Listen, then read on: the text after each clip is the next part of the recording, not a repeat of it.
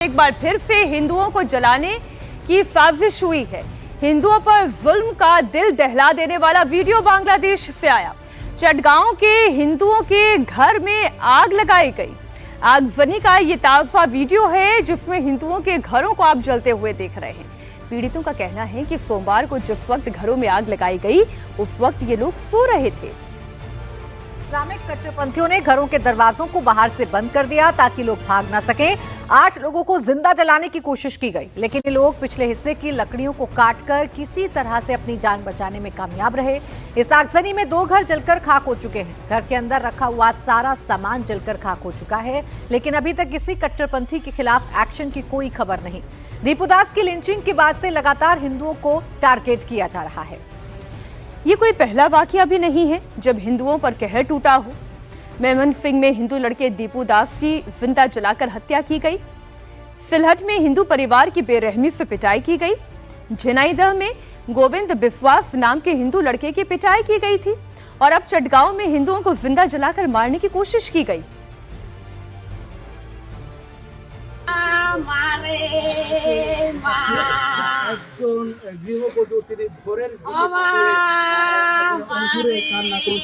বিলাপ করছেন সেটি দেখতে পাচ্ছেন। কতটা অসহায়তা বোধ করছেন।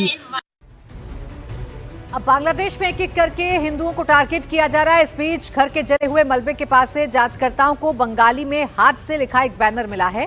इस बैनर में इलाके की हिंदू आबादी को सीधी धमकी दी गई है। बैनर में हिंदू समुदाय पर इस्लाम विरोधी गतिविधियों में शामिल होने का आरोप लगाया गया है और सभी हिंदू आंदोलनों, सामुदायिक बैठकों और धार्मिक सभाओं को रोकने का आदेश दिया गया है।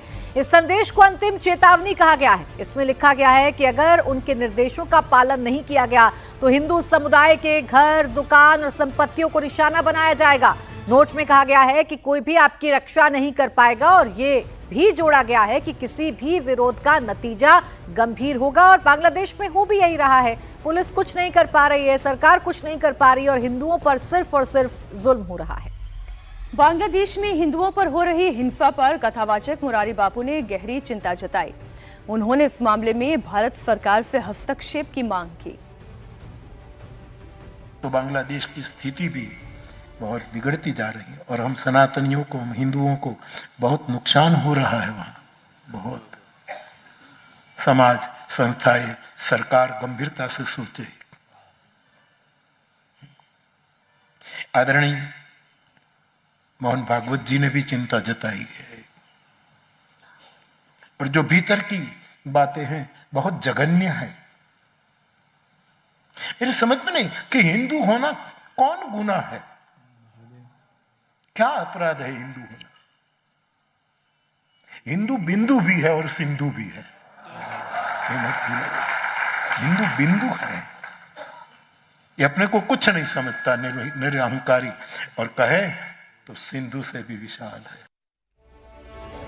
एट्रोसिटीज अगेंस्ट माइनॉरिटी क्या होती है वो आप बांग्लादेश की तस्वीरें देखेंगे तब आपको समझ में आएगा। जो भारत में खड़े होकर ये कहते हैं कि यहाँ पर माइनॉरिटीज के खिलाफ हिंसा हो रही है, वो बांग्लादेश की तस्वीर देखें। ये होती है एट्रोसिटी। हिंदुओं पर हो रहे अत्याचार के खिलाफ इसलिए हिंदू संगठनों में भारी गुस्सा है। मुंबई, पटना, लखनऊ समेत देश के कई शहरों में हिंदू संगठन सड़क पर हैं, प्रदर्शन कर रहे हैं। दीपू दास की हत्या के बाद हिंदुओं में नाराजगी है। प्रदर्शनकारियों का कहना है कि वो पीड़ित परिवार को न्याय दिलाने और बांग्लादेश में अल्पसंख्यकों पर हो रही हिंसा के खिलाफ आवाज उठाने के लिए लगातार प्रदर्शन करेंगे। हमारे सहयोगी पवन नारा इस वक्त जुड़ चुके हैं। पवन, आज की क्या तस्वीरें हैं?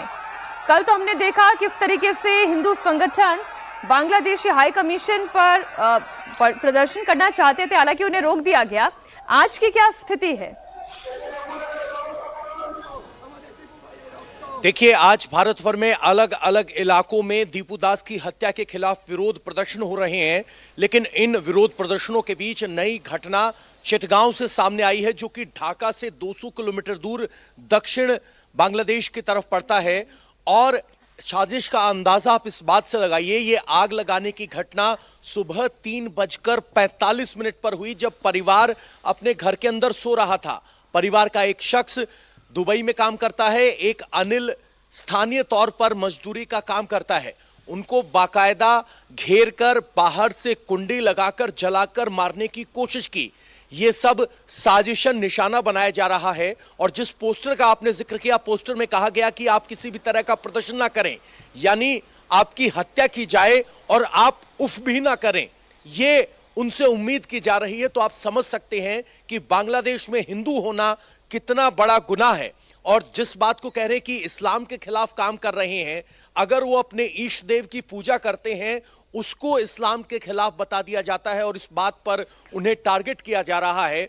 ये कुछ घटनाएं ये हैं बहुत जो परेशान सोशल करने मीडिया वाली के जरिए इंटरनेट डिटेल्स हैं जो आप दे रहे हैं। जो पवन हमारे सहयोगी बता रहे हैं कि पूजा करना मना है, आपको जला दें लेकिन आपका प्रदर्शन करना मना है, आपका बांग्लादेश में रहना मुश्किल कर देंगे। क्यों? क्योंकि आप हिंदू हैं। ये स्थिति इस वक्त बांग्लादेश में हिंदुओं के खिलाफ खड़ी की गई है। बहुत शुक्रिया पवन आपका इस पूरी जानकारी के लिए।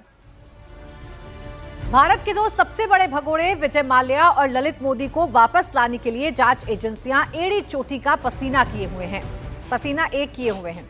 वहीं दोनों मस्ती में पार्टी करते नजर आ रहे हैं। लंदन में ललित मोदी और विजय माल्या एक साथ पार्टी करने का उनका वीडियो सोशल मीडिया पर वायरल हो रहा है, जिसमें ललित मोदी खुद कह रहा है कि हम भारत के दो सबसे बड़े भगोड़े हैं। ये वीडियो खुद ललित मोदी ने सोशल मीडिया पर पोस्ट भी किया है और लिखा है कि हम भारत में फिर इंटरनेट पर धमाल मचाएंगे। हमारे सहयोगी अतुल भाटिया इस खबर पर लाइव जुड़ गए हैं।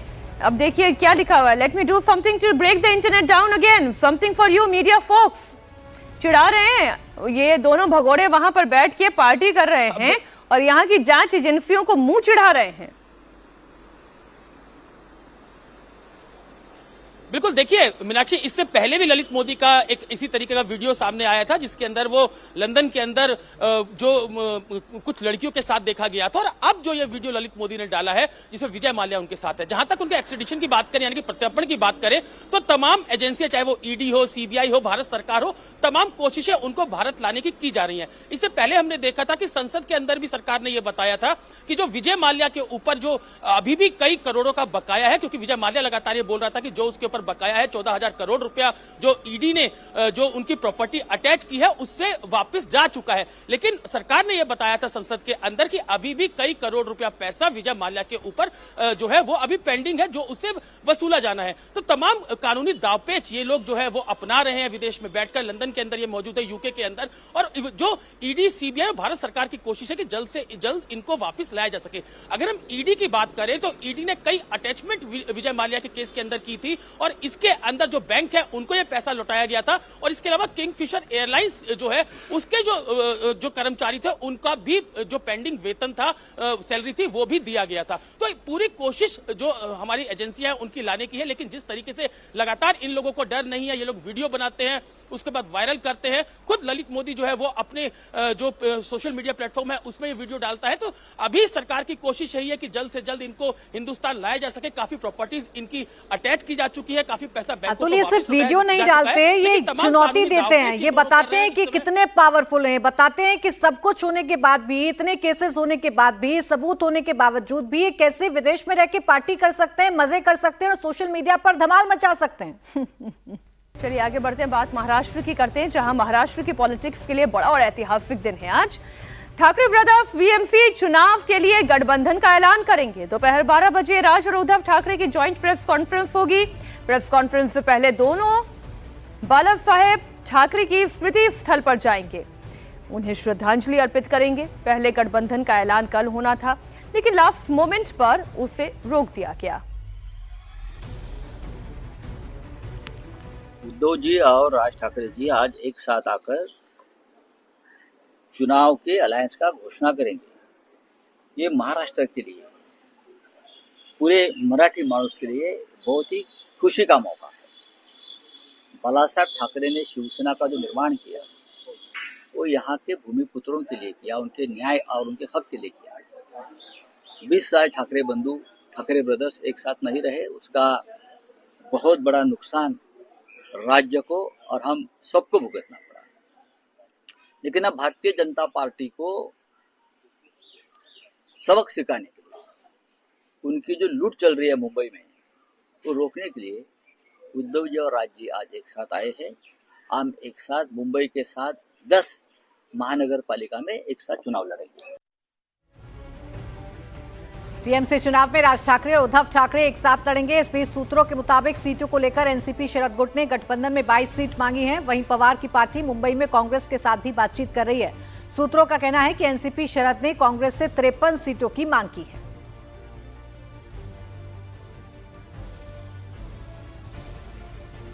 हमें कहते थे नकली, असली नकली, अभी लोगों ने बता दिया है असली कौन है, नकली कौन है।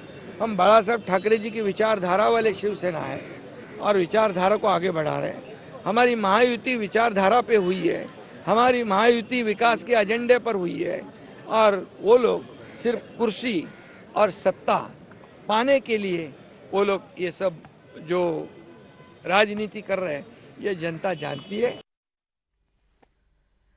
दिनेश मौर्य हमारे साथ लाइव जुड़ गए हैं। दिनेश, बताएं जरा वहां पर माहौल क्या है? ठाकरे ब्रदर्स साथ में हैं, लेकिन क्या उनकी पार्टी के कार्यकर्ता भी अब साथ में हैं? तस्वीरें मैं आपको दिखाता हूँ। यहाँ पर अब से किसी भी क्षण जो है यहाँ पर उद्धव ठाकरे और राज ठाकरे आ सकते हैं और दोनों ही पार्टियों के कार्यकर्ता एमएनएस और शिवसेना यूबीटी के कार्यकर्ता बड़ी संख्या में सुबह से ही यहाँ पर इकट्ठा हुए इंतज़ार कर रहे हैं। इन कार्यकर्ताओं का कहना है कि आज का क्षण एक ऐतिहासिक है, क्योंकि बाला साहब ठाकरे की इच्छा थी कि दोनों भाई साथ आए और इसके लिए एक लंबे समय से प्रयास किया जा रहा था, लेकिन 20 साल बाद अब जाकर जब वो लम्हा आया है तब ये तमाम कार्यकर्ता जो यहाँ पर इकट्ठा हुए हैं इंतज़ार कर रहे हैं। अब से कुछ ही देर में उद्धव ठाकरे, राज ठाकरे एक साथ यहाँ पर आएंगे। सामने आप देखिए बाला साहब ठाकरे का स्मृति स्थल है, इसी स्थल पर वो पुष्पांजलि अर्पित करेंगे और यहाँ से बाला साहब का आशीर्वाद लेकर फिर वो आगे बढ़ेंगे, जहाँ पर प्रेस कॉन्फ्रेंस कर वो आधिकारिक तौर पर ऐलान करेंगे अपने गठबंधन का। सामने बाईं ओर भी देखिए तमाम जितने बड़े नेता है शिवसेना के हो या फिर एमएनएस के हो वो भी यहाँ पर मौजूद है। साथ ही में बाहर भी जो है काफ़ी लंबे बड़े शिवाजी पार्क का ये जो हिस्सा, यहाँ पर भी बड़ी संख्या में लोग आए हुए हैं, दूर दूर से आए हुए हैं। सभी इन कार्यकर्ताओं को लग रहा है कि यही वो मौका है जब दोनों भाई अगर साथ आते हैं तो मराठी अस्मिता, मराठी मानुष के लिए जो लड़ाई बाला साहब ठाकरे ने शुरू की थी उस लड़ाई को एक नए मुकाम तक पहुंचाने का काम करेंगे। और ख़ास तौर पे बीएमसी चुनाव में जिस तरह से दोनों ही दलों की तरफ से कहा जा रहा है कि अगर इस समय अगर मराठी जनता यहाँ पर अगर वो जागरूक नहीं रही तो मुंबई को तोड़ दिया जाएगा। तो जो एक नैरेटिव है उनकी तरफ से कहा जा रहा है तो उस नैरेटिव को आगे ले जाने का प्रयास किया जाएगा। और जैसे जैसे वक्त गुजर रहा है लोगों की संख्या जो है दोनों ही दलों के कार्यकर्ताओं की वो काफ़ी यहाँ पर बढ़ती जा रही है। जी अब तो ये वक्त ही बताएगा कि ये दोनों भाइयों की जोड़ी कितना कमाल कर पाती है महाराष्ट्र में। शुक्रिया आपका तमाम जानकारी के लिए दिनेश। और अभी अभी में अब खबर विमान में आफत में जान की। जी हां, जब फ्लाइट 23,000 फीट की ऊंचाई पर उड़ रही थी तभी उसमें बैठे एक यात्री की अचानक तबीयत खराब हो गई। यात्री का नाम शहजाद अहमद है, जिसकी तबीयत खराब होते ही पूरे विमान में अफरा तफरी मच गई। तभी उसी विमान में यात्रा कर रहे दूसरे शख्स तनवीर खान ने शहजाद की मदद करते हुए उसकी जान बचाई। पेशे से नर्स तनवीर उमराह से लौट रहा था। शहजाद अहमद ने जेद्दा से दिल्ली के लिए उड़ान भरी थी। जैसे ही विमान पाकिस्तान के एयर स्पेस में पहुंचा उसे सांस लेने में परेशानी होने लगी। ऐसे में तनवीर ने सूझबूझ दिखाते हुए हवा में ही उसकी जान बचा ली। तो विमान में एक यात्री की तबीयत अचानक से बिगड़ी। जेद्दा से इस विमान ने उड़ान भरी थी, दिल्ली तक का सफर तय करना था। जैसे ही पाकिस्तान के एयर स्पेस में फ्लाइट दाखिल होती है वैसे ही इस शख्स की तबीयत खराब हो जाती है, सांस लेने में तकलीफ होने लगती है। लेकिन उस फ्लाइट में ही मौजूद एक शख्स ने सूझबूझ का परिचय देते हुए इस शख्स की जान बचाई। वक्त रहते जो मेडिकल हेल्प है वो पहुंचाई, जिसके चलते इस शख्स की जान बच पाई। अब सोचिए 23,000 फीट की ऊंचाई पर वो फ्लाइट उड़ रही है, ऐसे में कैसे मदद होती और कैसे जान बचती। ये किट भी जो आप देख रही हैं उसमें जितनी भी दवाइयाँ थी उसका एनालिसिस करके और फिर जो किया जा सकता था वो बेस्ट एफर्ट किया गया। हवा में फ्लाइट पैसेंजर शहजाद अहमद के रेस्क्यू का ही ये वीडियो है। इस वीडियो में तनवीर शहजाद की जान बचाने की कोशिश करते हुए दिखाई दे रहे हैं। अब क्या दवाइयाँ हैं, क्या मेडिकल इक्विपमेंट्स वहाँ पर अवेलेबल थे, इसके बारे में तो जानकारी नहीं है, लेकिन जितना इन तस्वीरों को देखकर समझ में आ रहा है कि ये बहुत सही समय पर इस पैसेंजर ने अपने एक साथी पैसेंजर की जान बचाई। अब खबर उत्तर प्रदेश के गाजियाबाद से है। गाजियाबाद में प्रॉपर्टी विवाद को लेकर दबंगों ने घर में घुसकर परिवार के साथ मारपीट की। दबंग ने परिवार पर लाठी डंडों से हमला कर दिया। कई लोग घायल बताए जा रहे हैं। पीड़ित परिवार का आरोप है कि घटना की सूचना देने के बावजूद पुलिस ने उल्टा उनके परिवार को घर से बाहर निकालकर ताला लगा दिया। इससे पीड़ित परिवार ठंड में रात भर बाहर रहने को मजबूर है। आरोपी खुलेआम हथियार लहराते हुए धमकियां दे रहे हैं।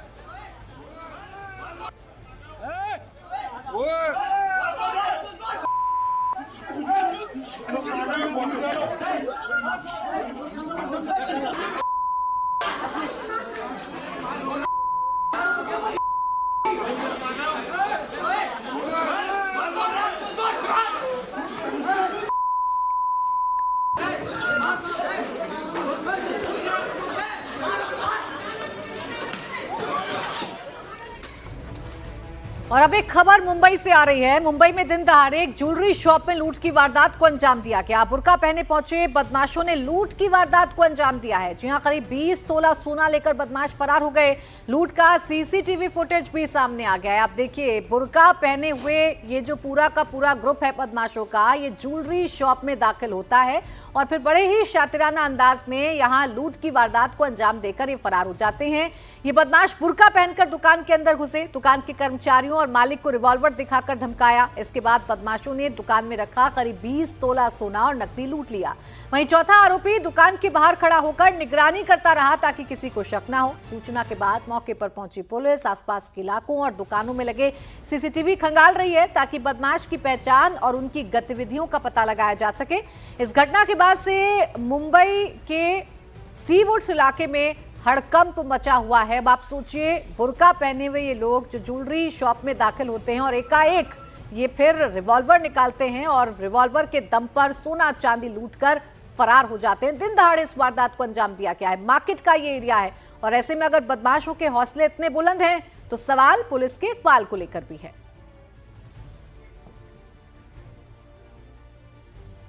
ये तस्वीरें आपको दिखा रहे हैं, मुंबई की तस्वीर है जहां बुर्का पहनकर कुछ बदमाश एक ज्वेलरी शॉप में आ गए। बड़ी बात यह है कि अभी तक इनकी पहचान नहीं हो पाई है।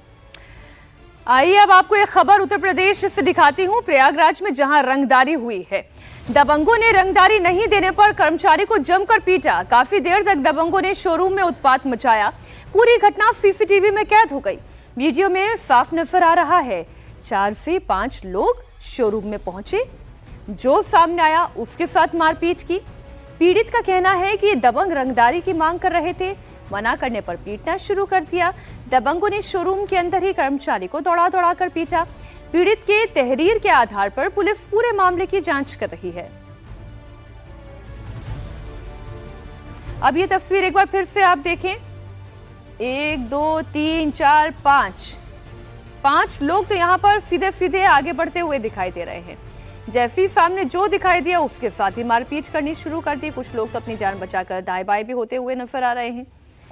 रंगदारी मांगी, मना करने पर पीटना शुरू कर दिया। हालांकि सीसीटीवी वीडियो में सब रिकॉर्ड हो चुका है, एक एक के चेहरे पहचाने जा चुके हैं। पुलिस अभी इसी वीडियो के आधार पर मामले की जांच कर रही है।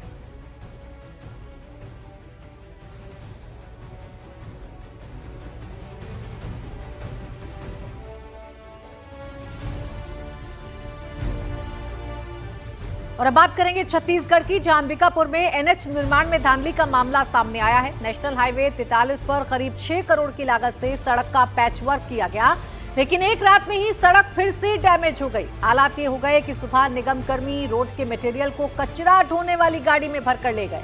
20 दिसंबर की रात 600 मीटर बीटी पैच रिपेयरिंग का काम किया गया था। इसमें 7 मीटर हिस्सा अगले दिन सुबह ही उखड़ गया। घटिया निर्माण का वीडियो सामने आने के बाद हरकत में आए प्रशासन ने नेशनल हाईवे अंबिकापुर के जूनियर इंजीनियर नवीन सिन्हा को सस्पेंड कर दिया है।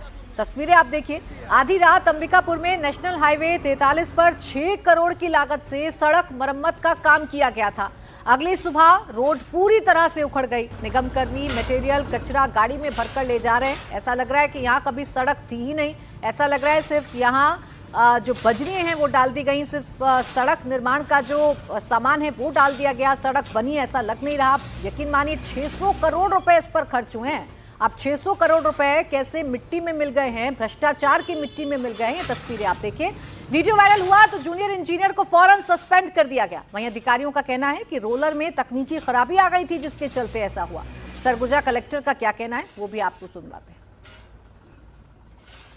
ये जो NH-43 पर निर्माण कार्य का मामला है, या मेरे समक्ष जनप्रतिनिधियों के द्वारा और मीडिया के द्वारा संज्ञान में लाया गया है। इसके बारे में मैं विभाग से जानकारी ली गई।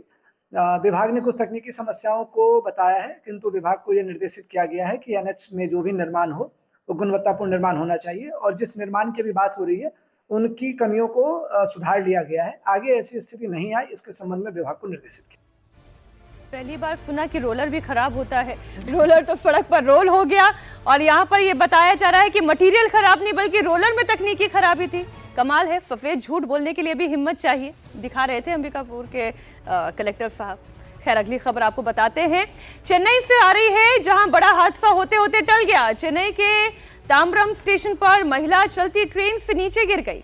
चलती ट्रेन से महिला को फिसलते देखकर वहां पर मौजूद रेलवे कर्मचारी ने तुरंत समझदारी दिखाई और दौड़कर चलती ट्रेन और प्लेटफॉर्म के बीच फंसी हुई महिला को बचा लिया। महिला चलती ट्रेन में चढ़ने की कोशिश में थी, तभी उनका पैर फिसल गया। स्टेशन में मौजूद लोग चिल्लाते हैं, तभी पर वहां पर मौजूद रेलवे के कर्मचारी दौड़कर आए और महिला की किसी तरह जान बची। लेकिन चलती ट्रेन पर सवार होना ये कितना रिस्की है, लोग समझते क्यों नहीं, अपनी जान से क्यों खिलवाड़ करते हैं। इन तस्वीरों को देखें और समझें, आइंदा ऐसे ना दोहराएं।